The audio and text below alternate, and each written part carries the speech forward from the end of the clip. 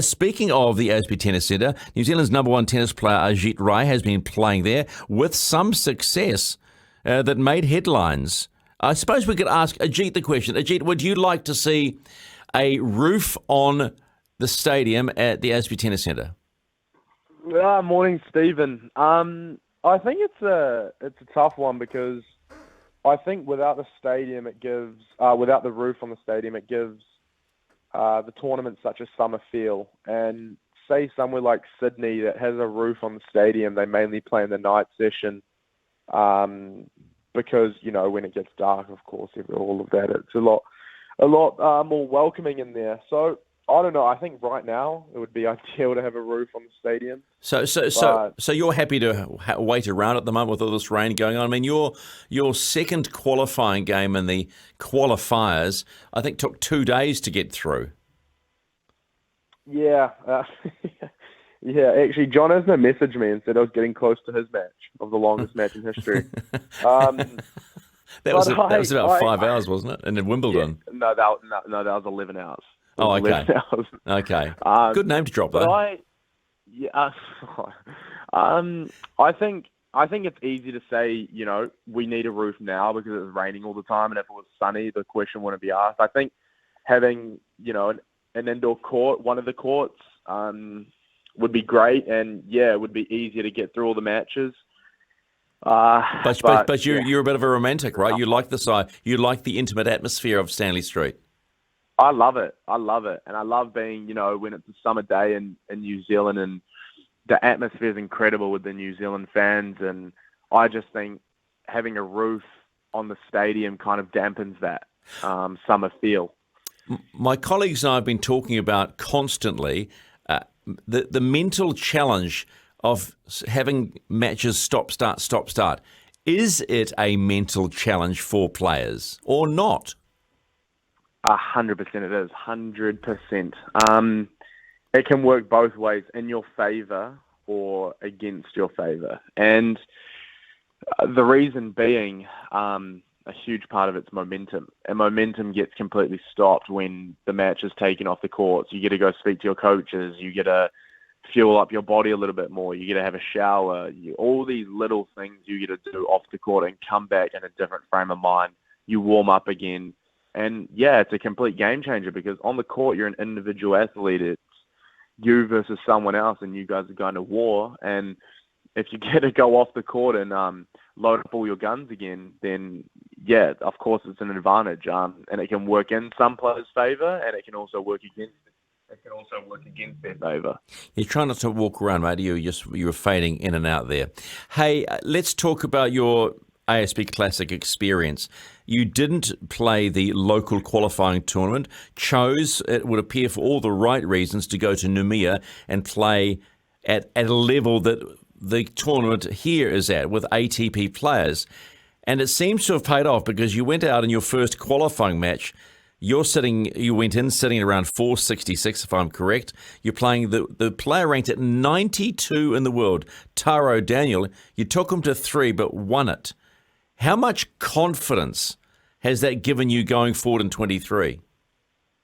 It's given me a tremendous amount of confidence. But as I've said time and time again this week, is my confidence has come from my process that I'm taking care of, the work I'm putting in day out, and the relentless energy and attention to detail I've got for my game right now. So it's great to get results like that, but I wasn't really surprised at the same time. I'm grateful, very, very grateful to have the opportunity to even play and win, but I wasn't surprised because the work I'm putting in, I know I can win matches at that level.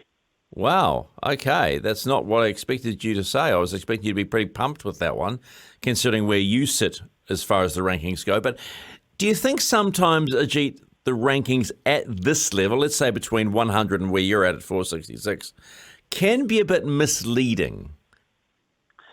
I definitely think they can. And I say that because when you get to a level around 100, 150, you're consistently playing at tournaments where the points are so great. So you only need to win 3-4 matches every 5 months, and your points are equivalent to someone at a 500 level winning events and winning 6 matches a week. That doesn't mean that the players at 500 are the same level, because you have to win those matches consistently to get to the 150 level, top 100 level. So, yeah, I mean, I didn't feel that in either of my matches. I didn't feel that ball speed was an issue. I didn't feel that I lacked weapons.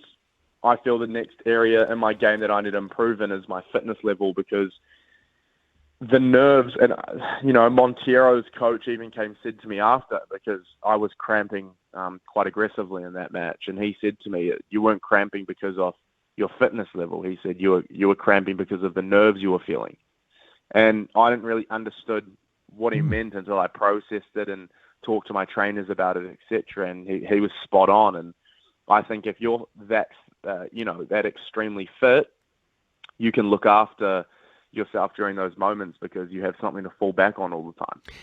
It must be incredibly sacrificing to put in the work that really not a lot of people know that you put in, like every tennis player puts in. It's just a constant grind.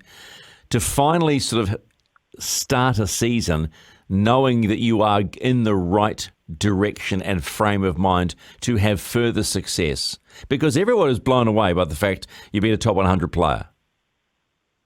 Yeah, I mean, it's really, really cool that I beat a top 100 player. I got a bit sick of, having opportunities at the ASB Classic, playing against top 100 players at Davis Cup, and not taking those opportunities and not winning and losing in tight matches. And it became a bit like the opportunity's there. Either you take it or you don't. It's no good to me losing 6-4 in the third set and hearing, oh, you're so close, but you didn't win.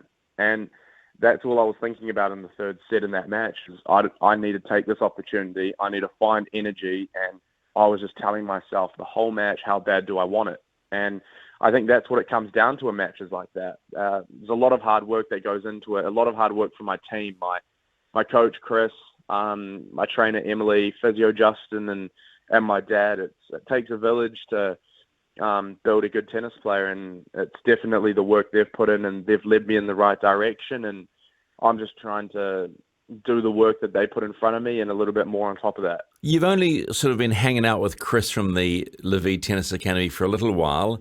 What specific and notable changes has he made, A, to your game, but also B, to your mental game? Yeah, it's pure mentality. Off court and on court. The self-talk, I think, has dramatically changed when I'm on court in the last 6-7 months. And by self-talk, it might sound really silly that, oh, why can you not just be positive? But when you're playing an individual sport, it can become a very dark, lonely place. So Chris has just been a super positive, a positive person who's come into my life at the right time, into my career. And we've had some serious success together, but I know we've got plenty more to go, and it's just a tiny little step in my journey, and I'm just happy it's in the right direction. You use the journey line. The journey line's been outlawed today on the show. You're not allowed to use the word journey. I'm sorry. I have to apologize. that's a non-word today. Okay. Yeah. So if you're not going to use journey, what's the other word you're going to use? There's the test for the day on my travels. If there's no journey, there's no career, Stephen. It's all about the journey. It's all about the journey. It must be exciting to think that you finally. I mean, you've sort of crossed the invisible barrier. You've actually proven to yourself and proven to a lot of people. I'm sure there are always doubters out there that you can hang with top 100 players. Now, if you can hang with top 100 players, you can just about hang with anyone, and that's when you can start making real money, right? Exactly. I think the biggest thing you just said is that I proved to myself. Other people, it's irrelevant what they think, because it's out of my control. But to prove to myself that I can win these matches and not, I lost 7-5 in the third, I lost 7-6 in the third, I lost 4-5. I had a match point and didn't win. But to come off the court and say, hey, I actually just beat a top 100 player, is a feeling that you need to never forget, and you need to, take that with both hands, because every match I get into with a top 100 player now, I cannot say that, I don't have the experience of beating a top 100 player. So now I can use that in my advantage and use that as a trump card when I go into other matches. But the hardest thing that people have to understand is that you've got to do it every day if you want to succeed. When you go to a tournament and start prepping and going through all that stuff you go through, you've got to do it every day. And people don't understand that the mental strength required can be quite debilitating. Yeah, how bloody good is that? We get to do it every day. I mean, that's the beauty of tennis. That's bloody good. That's what I want. I mean, if I could live that every single day, I'm a happy man. So that's exactly what I want. I want tough matches. I want to be able to play the top guys day in, day out. That's if you don't want that, then you're playing the wrong sport. You can go play a team sport that you play one match on a Saturday. But that's what we want as tennis players.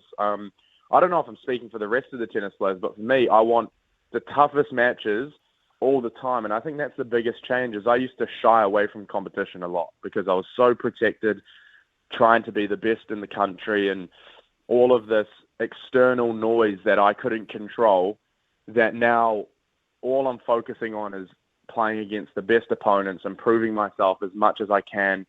And every time I see the best player at the tournament, I want to be drawn against them first round. Every time.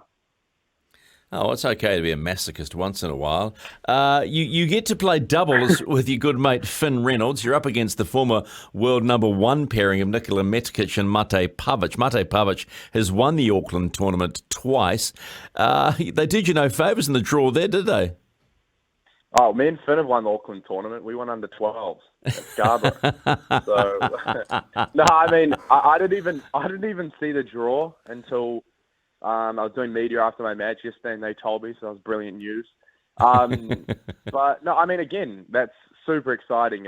You're playing against one of the top doubles teams in the world, and it's going to be a very enjoyable experience. And we're going to go out there and try, serve well and play our patterns and just have some fun. I think that's what it's about. It's very exciting to get on court with Finn. I grew up with Finn, playing with him from a very young age, and I remember even yesterday when we were practicing, we're just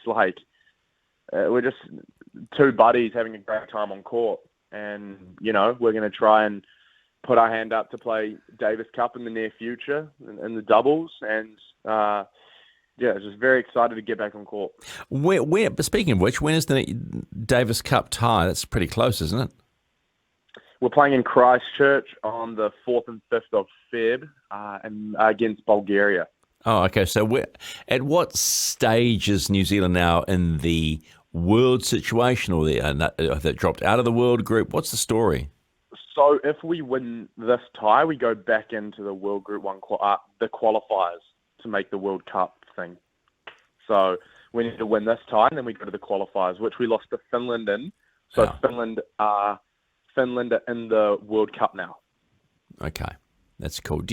Is it important for you to play for your country, or have things changed? 100%. 100%. I'll never say no to play for my country. I'll drop everything in a heartbeat and always play for my country. Okay. Fun fact today.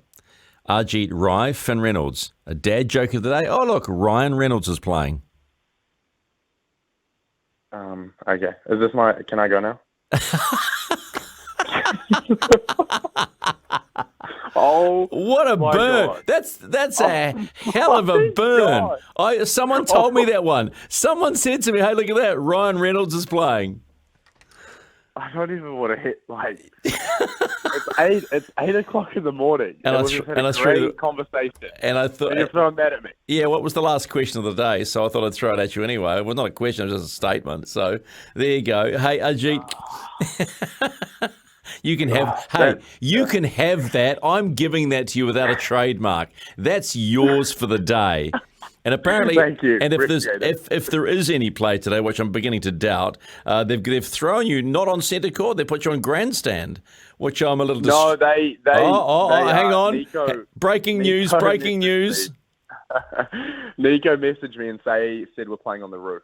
No. Nico messaged me and said that he put us on that court because it says on the schedule that it's a possible court change. So we would, if it's going to be fine and okay, and that we're going to get moved to centre. That would be just a little bit exciting. That would be nice, and you'd probably be the second matchup at night. Yeah, it'd be bloody awesome. Okay. Well, hey, Ajeet, congratulations on what you've done so far, but I know a lot of tennis people are aware there's a lot more to come. Feet on the ground, buddy, and we'll catch up with you with the tennis SENZ today. Thank you so much, Stephen. No worries, pal. Our number one men's tennis player, Ajeet Rai, stunned some people by beating a top 100 player when he's sitting at 466, but he will drop that ranking further. I tried to ask someone to explain to me how it works. You get certain points, and there's a whole chart, and the points equate to, you get a certain number of points for as far as you progress through, and then you add them all together and blah, blah, blah. It's really confusing, so I'm not going to confuse you at all.